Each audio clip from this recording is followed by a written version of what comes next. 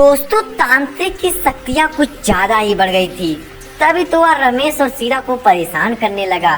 शीला एक साधारण स्त्री है, रमेश उसका पति है, दोनों एक साधारण परिवार से बिलोंग करते हैं। तांत्रिक उनको बार बार परेशान करता था कि तुम्हारे घर पर भूत का साया है।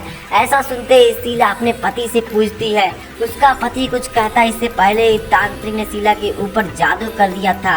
अब शीला सारी बात तांत्रिक की मानने लगी। उधर रमेश शीला को बार बार मनाने की कोशिश करता है कि हमारे घर पर कोई साया नहीं है, लेकिन तांत्रिक की शक्तियाँ शीला के ऊपर काम कर चुकी थी।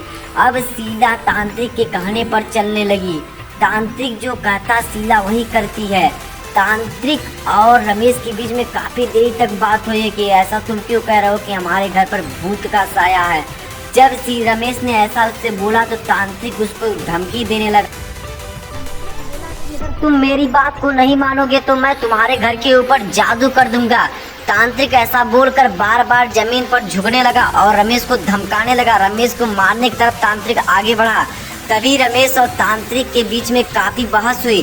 तांत्रिक ने रमेश को बहुत बुरी तरीके से मारा।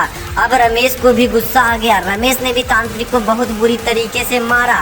तांत्रिक और रमेश के बीच में बहस होती इसी बीच शीला वहां पर पहुंच गई। शीला तांत्रिक की सारी बात समझ चुकी थी। वह तांत्रिक से बोली, तुम ऐसा मत करो। तभी शीला पुलिस को फोन कर दी। पुलिस कुछ ही पलों पे वहां पर पहुंचने ही वाली थी, तब तक तांत्रिक को रमेश ने पकड़ लिया। अब वहां पर पुलिस आ चुकी थी। पुलिस ने सारा मैटर समझने की कोशिश किया। शीला ने उसको सारी बात बताई कि किस प्रकार तांत्रिक उसको परेशान कर रहा है। अब तांत्रिक को पुलिस ने पकड़ लिया था। तांत्रिक और पुलिस के बीच में काफी देर तक बहस हुई। रमेश ने सारी बात बताई।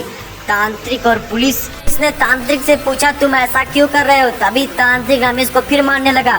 अब रमेश और तांत्रिक मिलकर पुलिस को बहुत ही बुरी तरीके से पीटा।